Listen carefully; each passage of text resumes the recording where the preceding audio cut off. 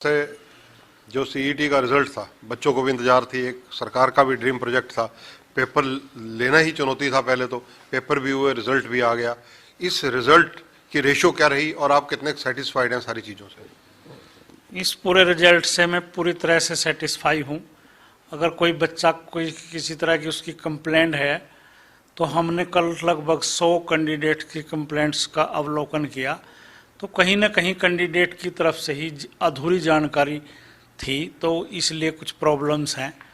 कोई आधार कार्ड को लेके, पीपीपी को लेके, या उसने क्लेम कुछ किया, नंबर कुछ मिल गए, क्योंकि ये प्रोसीजर 2-3 साल से शुरू था और स्टेटस जो है वो बाद में चेंज होता रहा। बच्चे को भी पता नहीं लगा कि मेरे घर में नौकरी आ गई, पर मेरे नॉन जॉब के नंबर मिल गए, पर जब उसने भरा था उसके घर में नौकरी नहीं थी। जैसा कि आपने सिनेरियो पूछा, तो 11,22,232 जो कैंडिडेट थे उन्होंने अप्लाई किया था और 7,73,572 लोग परीक्षा में बैठे थे, जिनमें से मेल कैंडिडेट 4,77,926 थे और फीमेल 2,95,627 थे।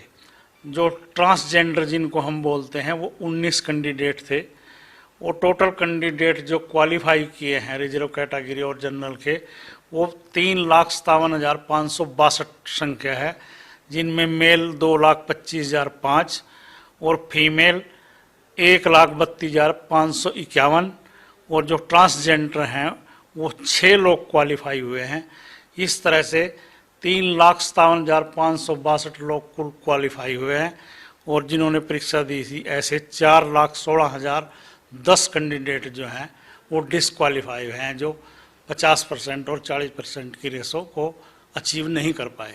खत्री साहब, जो ये चयन प्रक्रिया अपनाई गई, रिटन टेस्ट था, सारा कुछ था, इसमें पारदर्शिता का भी दावा किया जा रहा है। अब कितनी पोस्टें हैं, इनको कब तक भरा जाएगा और इसमें कितने बच्चों को इनमें से बुलाया जाएगा पोस्टों के अगेंस्ट? अभी हमारे पास सरकार की तरफ से जो सी क्लास के लिए हैं वो 30,369 पोस्टें जो हैं वो आई हुई हैं। इसमें टीजीटी की अलग से 7,500 हैं और पुलिस की लगभग 6,000 पोस्टें आई हैं। टीजीटी तो अलग स्टेट के आधार पे होगी, पुलिस सीईटी से ही होगा। इस तरह से हमारे पास सी क्लास के लिए अभी तक लगभग 42,000 पोस्टों की डिमांड है, जो रिक्विजिशन है वो सरकार की तरफ से आ चुकी है और अगले 15 दिन में हम इन 42,000 पोस्टों का विज्ञापन करने जा रहे हैं। खत्री साहब, अभी तो जो रिजल्ट आया उसमें बहुत त्रुटियां हैं। किसी बच्चे को 5 अंक नहीं मिलने चाहिए थे, मिल गए, किसी को मिलने चाहिए थे, नहीं मिल पाए, और कईयों की और कई शिकायतें इस तरह की बहुत ज़्यादा जर्नल तौर पर देखी जा रही हैं, जो बच्चे बता रहे हैं। कल ही हमने एक नोटिस निकाला है अपनी वेबसाइट पे और हमने बच्चों को कहा है कि 15 दिन का टाइम दिया है कि अगर कोई आपको त्रुटि लगती है तो आप उसको सुधार सकते हैं, हम अपने लेवल पे उसको सुधारेंगे और हमने बच्चों को 15 दिन का टाइम दिया है। त्रुटियां कुछ बच्चों को क्लेम के आधार पे हैं, क्योंकि प्रोसीजर 2-3 साल से चल रहा है तो स्टेटस चेंज हो रहा है, और कुछ पीपीपी से हमने अपने नोटिस में ही कहा था कि हम सारी चीज़ें आपकी पीपी से वेरीफाई करेंगे। तो जैसे किसी बच्चे ने क्लेम किया कि मेरे घर में नौकरी नहीं है और उसके घर में नौकरी वाकई नहीं है, तो हमने तो एक सरकार की तरफ से जो नोटिफिकेशन है कि जो नॉन जॉब के नंबर हैं वो केवल उन लोगों को मिलेंगे जिनकी वार्षिक आय 1,80,000 रुपये से कम है। तो बच्चे ने तो क्लेम कर दिया कि मेरे घर में नौकरी नहीं है, मगर एक सरकार की तरफ से कैप भी तो लगा हुआ है ना कि नॉन जॉब के नंबर सिर्फ उसको मिलेंगे जिसकी वार्षिक इनकम 1,80,000 से कम है। कोई बच्चा है, उसने कहा कि मेरे घर में तो नौकरी है, फिर भी आपने मेरे को 5 नंबर दे दिए। जब उसने फार्म भरा था उस टाइम उसके घर में शायद नौकरी नहीं थी और उसने क्लेम किया और उस क्लेम को हमने एज इट इज मान लिया। अब सारी चीज़ें वेरिफिकेशन पे जा रही हैं, जिसकी कोई त्रुटि है उसको हम ठीक करेंगे, चाहे हमारे लेवल पे होगी चाहे कैंडिडेट के लेवल पे। खत्री साहब, मैं आपकी बात से इससे सहमत नहीं हूँ कि बच्चे ने जब फार्म भरा, मैं आपको एक एग्जांपल देता हूँ। एक सगे भाई बहन है, उन्होंने भरा, बहन को तो 5 नंबर नहीं मिले, भाई के 5 नंबर जोड़ दिए गए, जबकि उस परिवार में सरकारी नौकरी है। तो ये त्रुटि तो कहीं ना कहीं आपके ऑफिस के एंड पे भी रही है या एजेंसी जो इन्वॉल्व है उसके एंड पे भी रही है। हो सकता है वो कहीं पीपीपी के लेवल पे भी हो, पीपीपी में अपडेट ना हो ये चीज़, और हमने सिर्फ पीपीपी को ही आधार मानना है, वहाँ शायद अपडेट ना हो। पीपीपी में भी ये चीज ऐड है। ये पर्टिकुलर केस को मैं जानता हूँ, इसलिए मैंने आपसे बताना चाहता हूँ कि आपके कहीं ना कहीं त्रुटियां आपके नहीं, विभागीय भी। अगर आप हमारे पास जो उसने एप्लीकेशन फॉर्म भरा और जो उसको अब स्कोर कार्ड मिला और पीपीपी, अगर ये तीनों चीजें लेके आप आ जाएं, हम दूध का दूध पानी का पानी कर देंगे कि किस लेवल पे त्रुटि है। ऐसा नहीं है, कहीं ना कहीं तीनों स्टेजों पे कहीं ना कहीं एक स्टेज पे त्रुटि है, इसलिए ऐसा हुआ है, वरना नहीं होता ऐसा। खत्री साहब, सीईटी को क्वालिफाइंग बनाने के लिए क्या विचार चल रहा है? क्या सरकार को कोई लेटर लिखी है आपने? नहीं, हम सरकार के नियमों को फॉलो करते हैं और जो सीईटी का ड्राफ्ट है वो सरकार ने तैयार किया है, मंत्रिमंडल में पास हुआ है। इसमें किसी तरह का जो बदलाव है, करना नहीं करना, ये सरकार के लेवल पे है। अभी तक तो जो सरकार की हमारे पास इंस्ट्रक्शंस हैं, हम तो फॉलो करने के लिए बाध्य हैं एक तरह से उसको। सीईटी को लेकर मामला हाई कोर्ट में भी है। पिछले डेट पर जो है बताया जा रहा है, सुना है, कितना ऑथेंटिक है ये तो आप कंफर्म करेंगे कि आपके तरफ से या सरकार की तरफ से कोई व्यक्ति पेश नहीं हुआ, अधिवक्ता पेश नहीं हुआ। अब जो अगली डेट फरवरी में है उसके लिए क्या विचार है? देखिए, इसमें सरकार पार्टी है ना कि एचएसएससी, क्योंकि जो सीईटी का ड्राफ्ट है, नोटिफिकेशन है, वो मुख्य सचिव की तरफ से जारी हुआ है। हमको ना इसके में कोई जवाब देना, जो जवाब देगी कोर्ट में जाके, जो रिप्लाई है वो सरकार की तरफ से होगा, ना कि एचएसएससी की तरफ से। जो ग्रुप सी के अब पोस्टें आप बता रहे हैं, 4 गुना ज़्यादा बच्चों को बुलाया जाएगा या क्या फार्मूला अडॉप्ट किया जाएगा? अभी तो हम पोस्ट के गेट सबसे अप्लाई करेंगे जो भी क्वालिफाई हुए हैं, फिर हम 4 गुना जो टॉपर हैं उनको चिन्हित करेंगे, ये देखेंगे टॉप 4 कौन हैं, उनको ही हम अगले स्क्रीनिंग टेस्ट पे बुलाएंगे, जो अभी तक का प्रावधान है। ग्रुप डी के लिए कब ये सीईटी की परीक्षाएं होने जा रही हैं?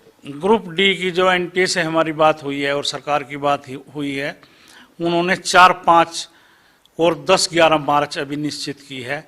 रिटर्न में अभी कुछ नहीं आया, वर्बली बात हुई है, तो वो 4, 5 मार्च और 10, 11 मार्च अभी निश्चित हुई है। सीईटी की भविष्य में जो परीक्षाएं ग्रुप सी के लिए होंगी, उसके लिए कितना गैप रखा जाएगा? कब तक दोबारा हो सकती हैं? क्या संभावनाएं हैं? क्योंकि ये यूथ जानना चाहता है। मार्च में हम जो सीईटी की परीक्षाएं हैं, जो टेस्ट के पोस्ट के गेस्ट है, वो मार्च में शुरू करने जा रहे हैं। जैसा आज ही न्यूज़पेपर के माध्यम से पता चला कि 10वीं और 12वीं की परीक्षाएं 27 फरवरी से लगभग 26 मार्च तक होने जा रही हैं। तो हम ये शेड्यूल देखेंगे कि संडे और मंडे में भी क्या परीक्षाएं हो रही हैं वहाँ। अगर परीक्षाएं नहीं हो रही है तो संडे मंडे को लेके हम मार्च के फर्स्ट वीक में भी ये शुरू कर सकते हैं, वरना परीक्षाओं के बाद तुरंत बाद हम अपनी जो पोस्ट के गेस्ट हमारी परीक्षाएं हैं उसको शुरू करने जा रहे हैं। अगले चरण की परीक्षाओं में क्या 25% हरियाणा से संबंधित जनरल नॉलेज के क्वेश्चन पूछे जाएंगे?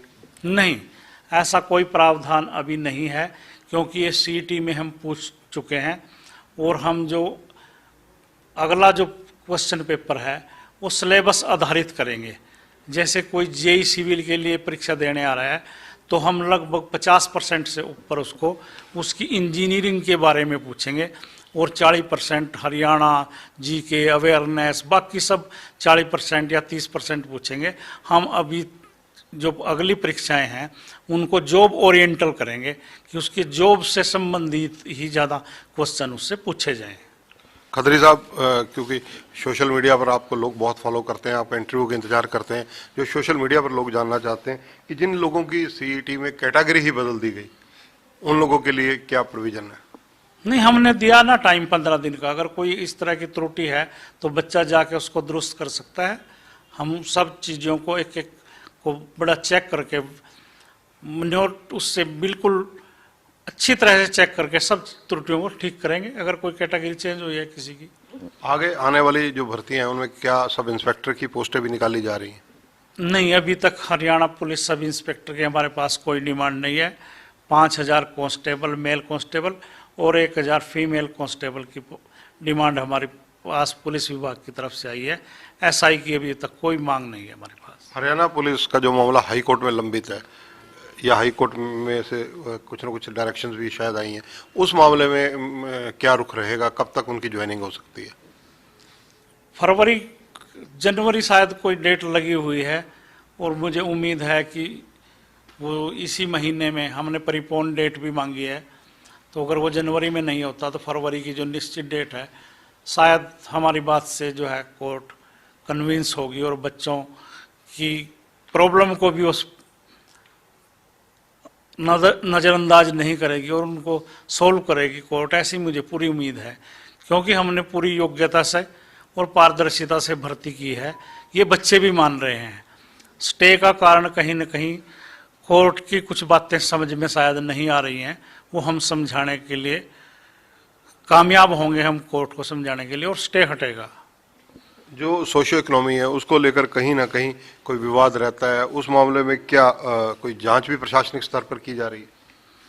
नहीं, वो जब फाइनल भर्ती हमारी हो जाती है और जब सिलेक्शन हो जाती है, तब हम हरियाणा पुलिस की जो सीआईडी विंग है उससे जांच कराते हैं कि जो बच्चे ने नॉन जॉब के, फादरलेस के, विधवा के ये नंबर क्लेम किए हैं, क्या उसने ठीक किए हैं या गलत किए हैं, वो हम सिलेक्शन के बाद करते हैं। एक समान योग्यता रखने वाले व्यक्तियों के लिए क्या जो ये एक ही ग्रुप बनाया जा सकता है?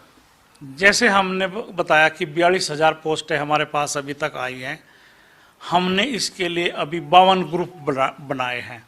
जो एक समान योग्यता के पद हैं उनका एक ग्रुप होगा और बच्चे से प्रेफरेंस मांगी जाएगी कि आप कौन से डिपार्टमेंट में और कौन सी पोस्ट पे जाना चाहते हैं। ये प्रॉब्लम हमको सिर्फ जो सिंपल ग्रेजुएट या सिंपल +2 क्वालिफिकेशन के लोग हैं वहाँ थोड़ी सी ये दिक्कत है, वरना हमने टेक्निकल पोस्टों ये कोई दिक्कत ही नहीं है। क्योंकि जो टेक्निकल पोस्ट है वो उसकी एक निश्चित योग्यता निर्धारित है, डिप्लोमा या डिग्री। इसी तरह से अगर देखा जाए तो ये चर्चाएं कि 10+2 वालों के लिए जो ग्रुप है वो 10 से 12 ग्रुप बनाए गए हैं। हाँ, इस तरह के बनाए हैं कि अगर किसी का +2 में साइंस जरूरी है या कॉमर्स जरूरी है या उसको मेडिकल नॉन मेडिकल जरूरी है, तो इस तरह के ग्रुप बनाए हैं। अगर किसी में क्वालिफिकेशन किसी भी स्ट्रीम से +2 या किसी भी स्ट्रीम से ग्रेजुएशन है, उसके कॉमन हमने ग्रुप बनाए हैं। आईटीआई इंस्ट्रक्टर की पेंडिंग जो रिजल्ट्स हैं वो कब तक आने की संभावना है? इस पे हम आज से ही काम शुरू करने जा रहे हैं, और ये जो रिजल्ट डिले हुए हैं इसका कारण ये था कि जो हमारे प्रोग्रामर या ऑपरेटर थे, कंप्यूटर ऑपरेटर, वो पिछले कई दिन से, लगभग 10 दिन से एनटीए के ऑफिस दिल्ली में व्यस्त थे, और हम इस पे जो हमारी 12-13 कैटेगरी 12/19 जो आईटीआई की है उस पे आज से ही हम प्रोसेस शुरू करने जा रहे हैं। अगर मैं एक और सवाल लेना चाहूँ कि वन टाइम रजिस्ट्रेशन टोटल कितने लोगों ने कराई थी, अगर आपको आंकड़ा याद हो? 11,22,000। तो अगर अब ये माना जाए कि ये भर्तियां मार्च अप्रैल में प्रक्रिया शुरू हो जाएगी, जिनके अब बच्चे पास हुए हैं, तो इनको कब तक अगर रिजल्ट आ जाएंगे आगे, और कब तक ये सुनिश्चित माना जाए कि इन बच्चों को रोजगार मिल जाएगा? सितंबर अक्टूबर तक हम प्रयास करेंगे कि सारी भर्ती हो जाए, और सितंबर अक्टूबर में अगला जो सीईटी है 2023 का, उसका आयोजन किया जाए।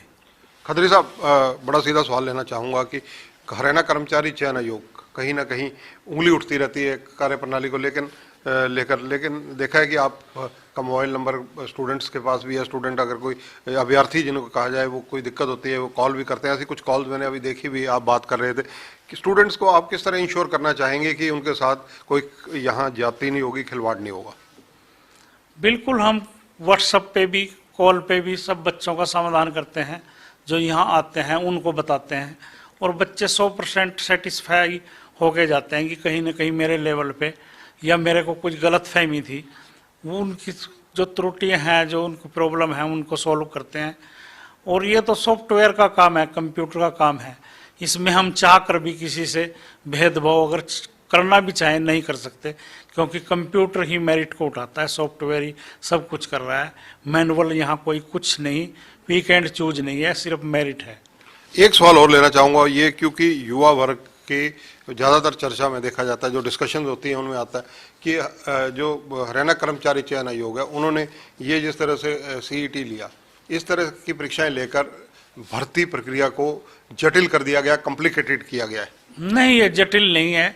ये सरकार की बहुत ही गेम चेंजर प्लान है कि हमारा बार 10 से 12 लाख लोगों का पेपर लेते थे, अब हमारे पास शॉर्ट लिस्टेड लोग हैं और एक मेरिटोरियस बच्चे हैं कि वही परीक्षा देंगे अगली।